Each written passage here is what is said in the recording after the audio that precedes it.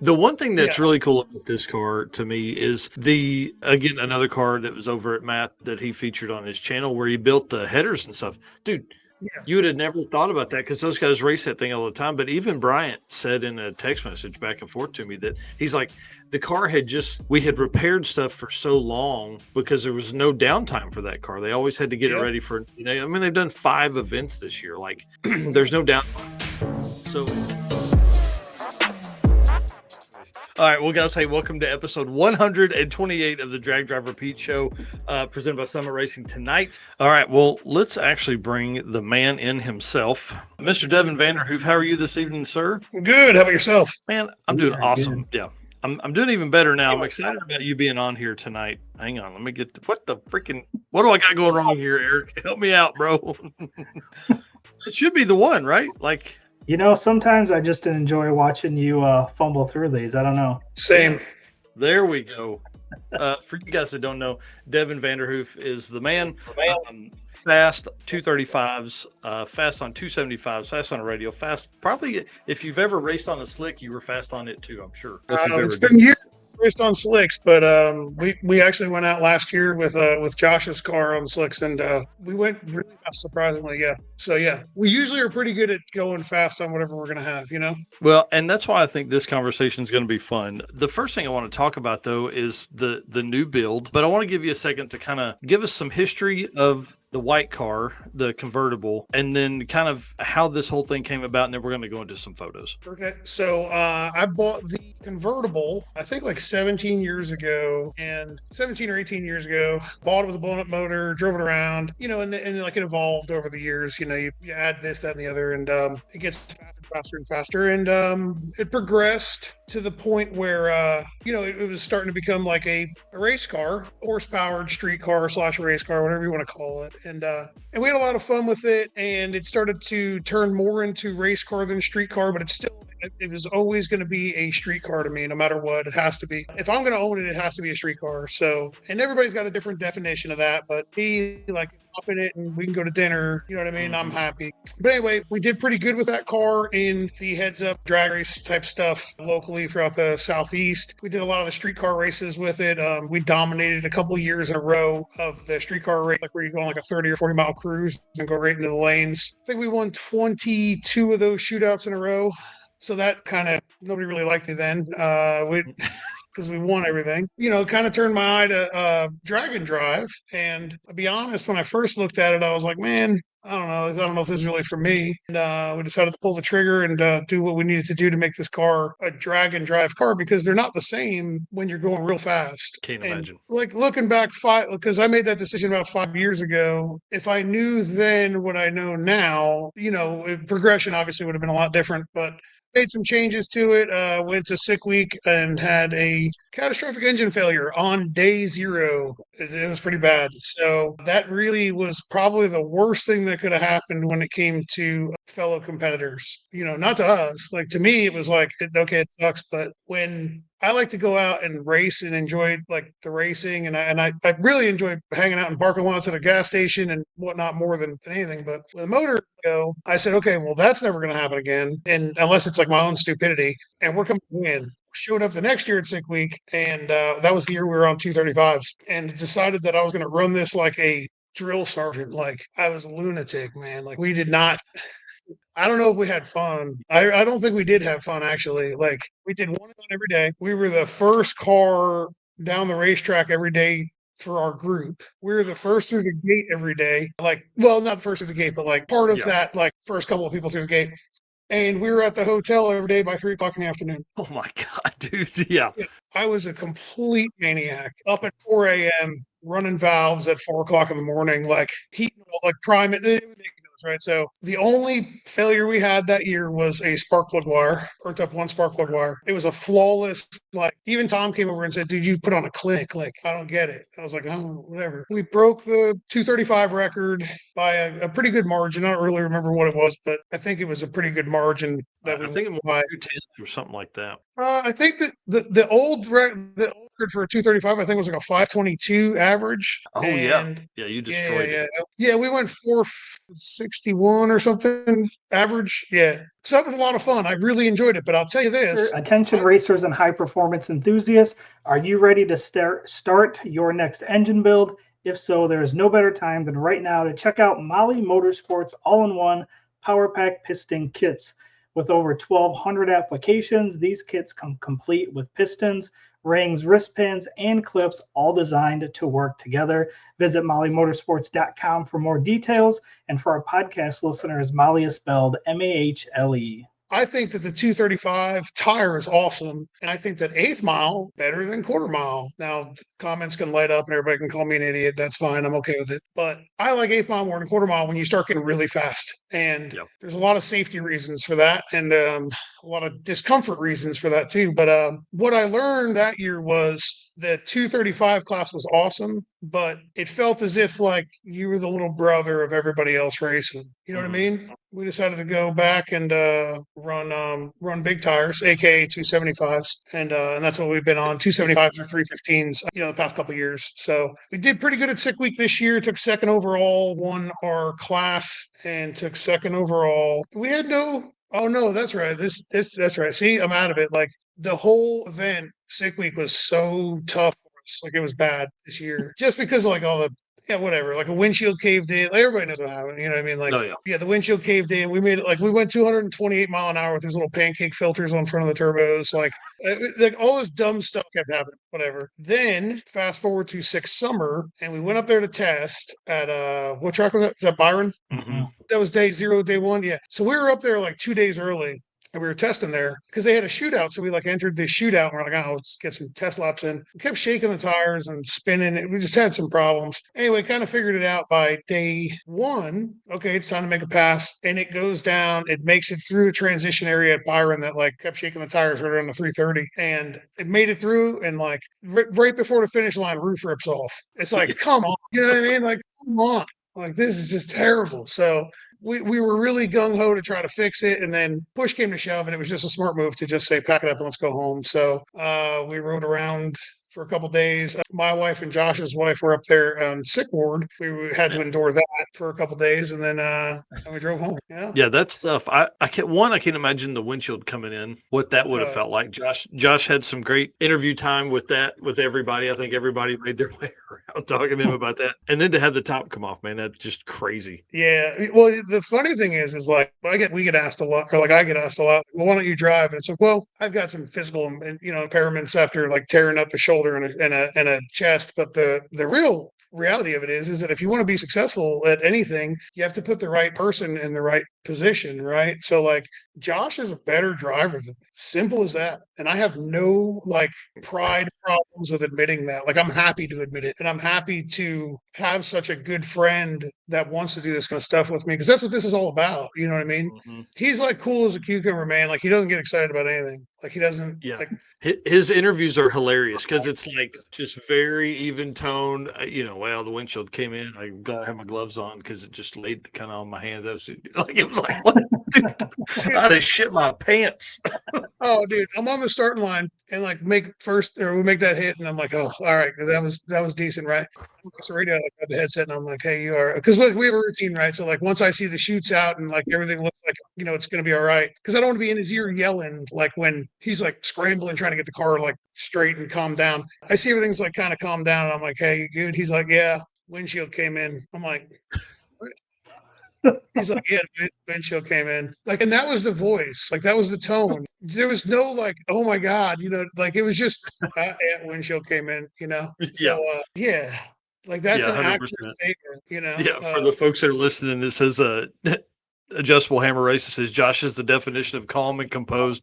You could drive through a nuclear blast and just come out saying, well, that was interesting. He drives up. Yeah, so we're going back to the pits. Oh, he says, you should probably come down here. I can't see anything. And I'm like, all right. So I get on my scooter and at the end of the track. And like by the time I get down there, he's back driving the car and he's hanging out the window like Ace Ventura. Yes. And I was like, oh man, the windshield really, really did cave in. Like I didn't mishear him. Like I said, you good? He's like, yeah. Do we have to go across the scales? And I was like, no. He's like, okay. Can you ride next to me on the scooter because I can't see anything and like I don't hit anything? And I was like, yeah, all right. And literally, like I can get worked up real easy, you know, like mad or what, not mad, but like frantic, you know, like hurry up, we got to fix this or whatever. But like being around Josh, it's like you get like, oh my god, we got to go, and then like he's just like, it's fine, and you like his demeanor calms you down when you're just like, ah. So yeah, like he pulls back into the pits and 1320's there, and like they shove a camera in his face, and they're like, how was that? He's like, well, it's less than ideal, you know, like that. That's it. Like, and that's the thing, you know. The in-car footage when the roof ripped off, it was like you see him like he's in the car, like you see it like from the side, like from the side of his helmet, and then you see the roof pop off, and all you see is his head do like this and like turn up and like look up, and then turn back, and he's just shaking his head. 230-mile-an-hour roof rips off. He looks up like, God dang it. You know what I mean? Like, you got kidding me, you know? That's crazy. Dude, he is like, and you know, it's the reason why we're such good friends is because like we're pretty different, you know. We're very much the same, but we're also very different. And if that would happen to me and the roof ripped off or the wind, or most people, you know, like if the wind caved in on me, I'd be like, that's it. I'm cutting the wheel, going for the wall. We're going out like Thelma and Louise. You know what I mean? Yeah. And in Josh's mind, he's probably like, oh, we get a windshield in like an hour. Like, this ain't a big deal. Yeah. Right. It's a Fox body windshield. It's fine. We can Yeah. get one of those. Yeah. It's So anyway, crazy. so to the new car, I saw this ad online for the car that I bought a couple weeks prior to Six Summer, and like I contemplated it. And Laura, my wife, which I need to apologize to everybody who had to endure listening to her last week. Oh, come on. What are you talking about? It was awesome. It was a great show. She did amazing. I'm so sorry to everybody listening that had to endure listening to her. But now I hope that everybody that did deal with that can sympathize with me, because really, you know. So,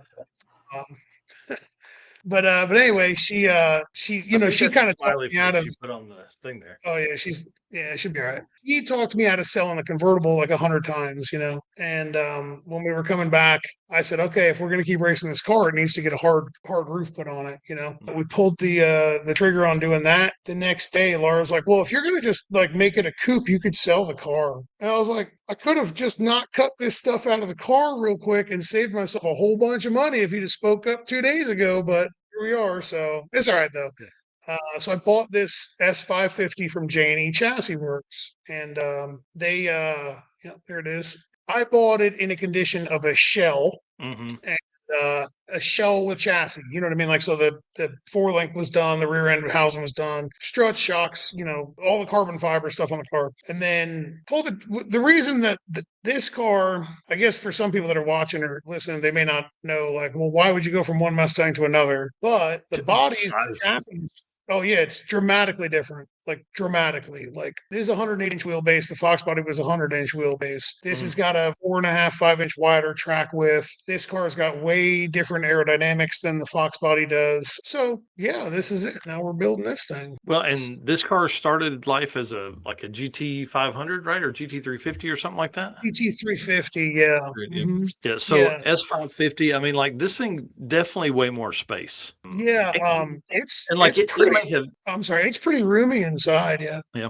I was just saying a lot more space, and then plus like having the Mustang for so long, like that car had been upgraded and changed and rebuilt and built and all that kind of stuff. And I mean, it was the same level of safety here. But I mean, like this car is from the ground up built with this in mind, you know, and the convertible Yes, was no. huge. Yes and no. See, like a lot of people don't know, but like when we've redone the convertible to like stripped powder, like stripped, blasted, and redid the chassis in the car, and then like powder coated the entire car. Like the convert, so like the two builds are pretty similar, honestly. The only real main difference, like especially in that picture you're looking at there, is this has got strut cups where the convertible had factory front frame rails and factory strut towers still. But with these cars, the strut towers are huge in these things, and the frame, like where we're going in the classes we're going to race, like it doesn't even matter. You know what I mean? So I was just like, screw it. Who cares? We'll just run with this. Mm-hmm. So, and we could always do what a couple other people that have done with like S197s and S550s, and they like Zeus on a piece of like steel that looks like a strut tower over top of their strut cup. Yeah, at this point, what you know, that is one thing that's good about drag and drive is like we're still in an area of the part here where it's not just ruled to death. You know, like Unlimited's pretty wide open to whatever you want to bring. Yeah, like you could show up with whatever limited. This car wouldn't. This car would also be legal for with a front end change. It'd be legal for or a grill change, I should say. The new grill would make it legal for unlimited iron Oh, with wow. 3,000 pounds. Yeah, with 3,000 pounds minimum weight. But we're gonna run the unlimited class with this thing because there's a lot. There's just no point in trying to I don't want to race backwards. You know what I mean? I like the push. Like this year, like 2026, we've got some like killers coming. You know what I mean? Like there's some really fast cars, and a bunch of them are my customers. So like I have to beat them. I'm just kidding. No, you're not. No, I'm not. Really, it's Goldstone that I'm really only talking about. But this car is really just kind of built around the idea of this is purpose built, as purpose built as it's going to get for what we want to do. You know, it'll be a little bit heavier than if we were to make it like a full blown race car that can survive a dragon. But I didn't want that. I wanted to still keep that ability. Like there's two different levels of treatability when it comes to race cars. There's the we can endure and we can deal with it and it's going to suck, or there's the we can endure and deal with this, but it's actually going to have some kind of creature comforts and not be that. And I wanted to be on the not that terrible side of things. So yeah, 100%. We could probably save about 50 to 60 pounds out of it if we decided that we were just going to deal with misery. You know what I mean? But I didn't want that. Well, tell us a little bit about Powertrain that's going to be in this one. The engine is from Power Race Engines. It's a 557 cubic inch big block Chevrolet, and it is powered by a pair of HPT turbos. I'd tell you how big they are, but I don't remember. I think they're 67s.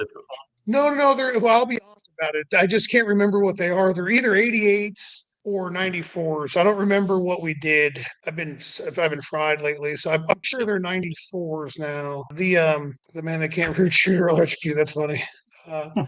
It's got a pair of HPT turbos. Behind that is a close ratio 3-speed lockup transmission from Rossler. And one of the most critical parts of the entire car is the torque converter from Cameron's Torque Converter Services in Columbia, South Carolina. I've always used them and I always will use them. And I say that, I really mean that. That's one of the most critical parts of a car. Like the torque converter is, for an automatic, is like, one of the most critical parts. Rear end is a 9-inch Fab 9-inch Mark Williams center section. All electronics, of course, all EFI. That's what we do for a living. Yeah. Big shout out to Matt at Performance Fab for putting out the videos surrounding this, dude. It was really fun to watch. I like that nerdy shit, and he was kind of digging into that. Cool. Yeah, Matt does. So the guys at J&E Chassis Works up in Michigan built the car as a roller, as a race car. Then Matt took what he had there, or what we have there, and turned it into what I wanted. That's the thing about like buying a car that's already done. You have to understand that it's not really already done if it's not exactly what you want. Because I've been through so many different renditions with my old car, I learned that if we just don't do it the way I want to do it right now, it costs me way more money in the future. We're just doing it exactly how I wanted to do it now. So like even there's like a lot of really trick stuff that Matt did. Like even in that picture you got up right there, he tongue and grooved all the panels on the side of the transmission tunnel. So like it's a quarter of the amount of fasteners you need to remove them. Like he did a bang up job with the way everything's laid out. Like I had a lot of input as to what I wanted, but I don't know how to make it happen. You know what I mean? Like I'm the annoying customer who's like, yeah, make it awesome. I don't know how to do that. Just make it awesome.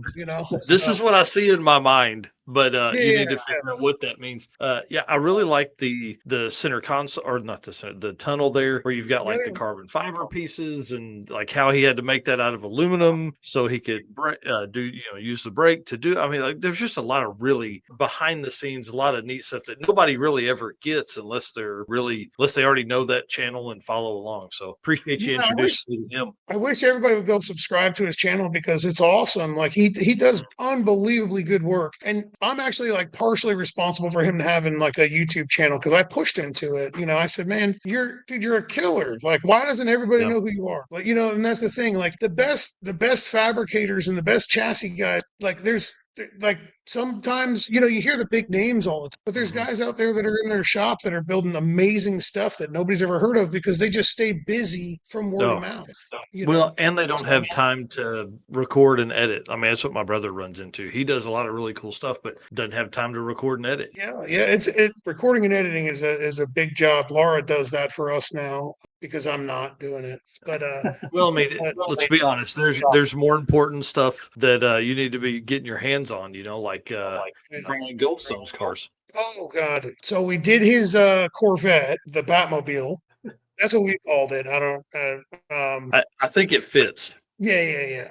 So we did the Corvette, and that was a tough job just because that car. If people look at that car, or people look at these cars and they go like, because we wire like, so what we do for a living, if anybody doesn't know, we wire, we plumb, and we tune cars. That's what we do. We sell lots of parts, and we do a lot of customer care, customer service with like high end electronic or any electronics that we sell. And but most people look at a car and they go, oh well, it's already run, so that means all the wires are in the right spot and everything works, and nobody really cares. And but like when you start looking at like a car like the Corvette, there's no room in that car because it wasn't built to be driven on the road. You know what I mean? Like Yeah. it was built to be a pro mod. So that was a tough job just because everything was really tight inside of the car. And I thought that was going to be the worst thing that I had to deal with this year.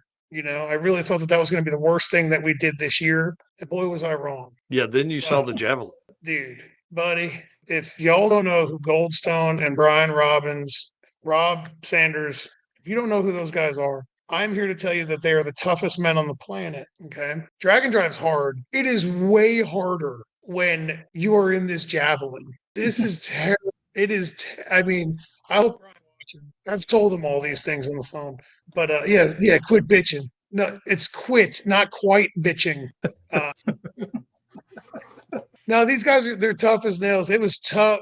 This car, not only is it small inside, but it is doused in like 10 years of drag and drive oil, grease, grime, disgustingness, right? And it's just because it's been raced a lot, it's been driven a lot, it's been, so it's pretty gross. We actually pulled all the carpet out of it and replaced it because it was so saturated with it was just gross. Like good, Bryant. All you hear is your price going up. Yeah, it is. Yeah.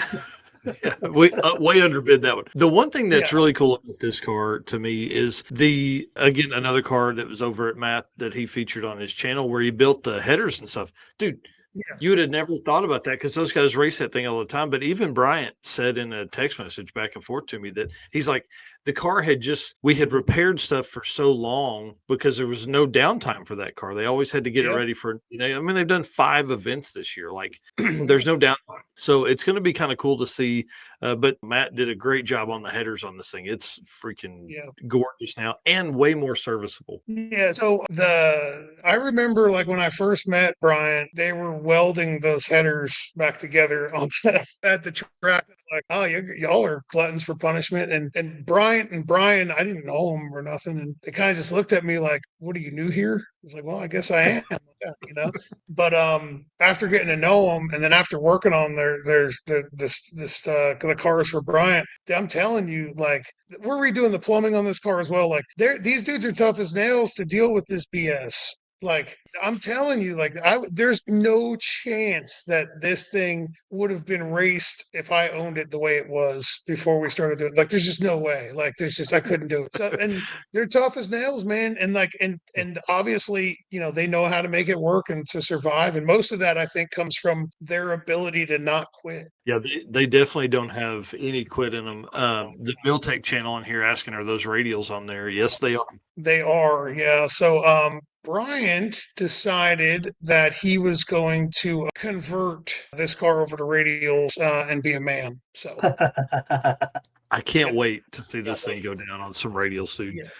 To be honest, the bones of this car, they're good. Like they're nice. Like they're good. Like for how long they've been racing this car, like we were really anticipating, like, we're going to find stuff all over it that's just problematic because not that we do anything with chassis or anything, because I don't do that for a living, because I don't weld. We don't do any of that kind of stuff, but we're all over every nook and cranny of somebody's car. So like, as we find stuff with anybody's car, we just jot down a note and say like, hey, this is a to-do list. You should probably address this, or our opinion is address that. And we find stuff on every car, where you're like, I'd probably look at this. this, even though it's out of our wheelhouse. Like, I think you should look at this. It's just like kind of a suggestion. And surprisingly, besides strip the car down to bare chassis, powder, sandblast the entire thing, get all the oil out of it, and then repaint it. That's what I'd really like to do. But but other than that, no, it's they're gonna be back out racing and rocking in this thing in no time. So that's if he wants to take this car out instead of the Corvette. Yeah, I mean, talk about a decision to make. Damn, that'd be tough. Yeah. Well, the good news is that they look very similar, right? So like you probably can't tell. Like, I mean, if he goes out like late at night, just loads one up, he might not be able to tell which one's which, you know? Yeah. They went testing the Corvette. I'm sure everybody saw it, but they went testing the Corvette and it was rolling. If dude, 594 or something like that. Yeah. Insane. Yeah. Unlike the third hit or something when they were trying, you know? So like that's pretty good. They're you know, Well, and the great thing about that pass was that they literally had not changed much. They fixed a couple things that had happened during drag week and then went out basically on the same tune up and went 594. They were like, we needed 3 more passes and we'd have been there on drag week. So yeah, no, it's pretty exciting. That car, that car rolls. That car flies. You know, his last name's Goldstone, but I've always considered kind of like recently in the past like couple of years, I've considered him the gold standard for drag and drive. Like really, like he is. Like he's the man. That I mean, you can't argue with the results. You know what I mean? Like there's other people that have been faster. You know what I mean? There's other people that hold records, or there's other people that have won different events. But the reality of it is that he's got the most wins under his belt than anybody. Mm-hmm. Well, I mean, just he has 11 guitars from drag week or sick events. Yeah. I mean, and I hate to say that because like I mean, right.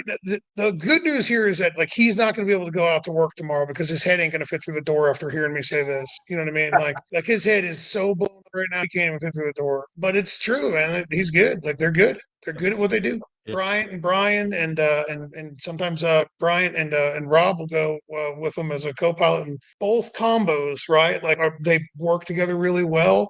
We always enjoy being around them. Always have a good time, and he's fast. I look forward to running over whatever car he decides to bring out next year. You know what I mean? I look forward to doing that. Yeah. You don't have fun to me, like if we're not poking each other, we ain't having fun. Oh, 100%. Especially with that guy. He is like the most understated trash talker that we've talked to in the last few months. Oh, he's terrible. Everybody always wants to act like he's the victim too. He's terrible. He is terrible. He brings it all upon himself. Every single bit of it. With the Corvette build, was there anything new for you when you were doing that build? Not anything out of the ordinary for us. No. I mean, we try to treat just about every single car the same. Like obviously every car is a little different because they're laid out different and the customer has different end goals. But like Corvette was, as funny as this sounds, the Corvette was just your typical 24 injector twin turbo big block, combo, dual fuel systems, and a 4-way camera system. Yeah, just normal stuff.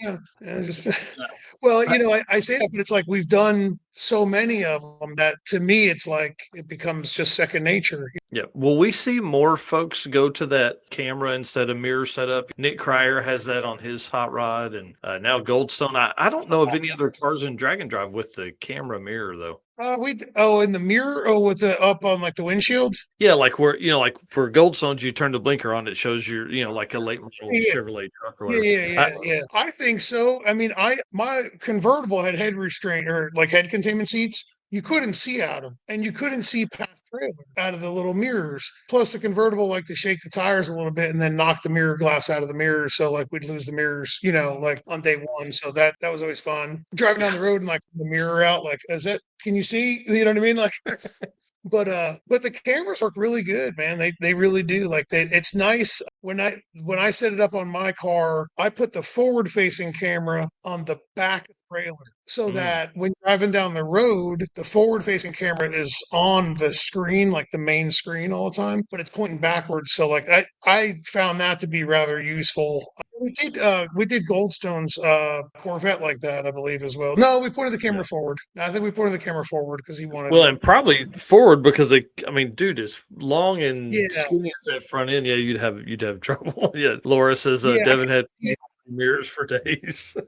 Oh yeah. We had new owner of the car got he doesn't have mirrors on the doors anymore, but like the new owner of the car got like a box of, if you need mirror glass, like there's tons of it. Here you go, so. That's awesome. But yeah, the Corvette to me was just like another like badass drag and drive car, fully featured. You know what I mean? Like we do them. I know, like outside looking in, you look at that car and you go, "God dang, it's hit the mirror, or you hit the turn signals, and like everything's automated, and there's an indicator on the dash, and there's the big screen lights up and shows you the left side or the right side." We've done so many of them that it comes second nature to us. Not downplaying it in any way, shape, or form, because it's not an easy job to do. It's just we've done a lot of them. What did you get? Well, we'll talk about Cletus' car here in a minute. Anyways, Okay. Eric, why don't we thank some race car friends and then some sponsors, and then we'll move to the next little segment here.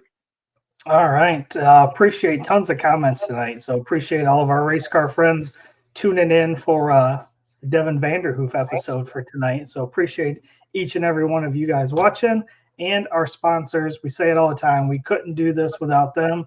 Summer Racing Equipment, Deech Works, Molly Motorsports, Driven Racing Oil, Howard's Cam, J-Wire Solution, AFCO Racing Products, Performer Built Transmission, Car Change 3D, PowerTube TV, WAF Racing, Sweet Patina, and Racing Junk.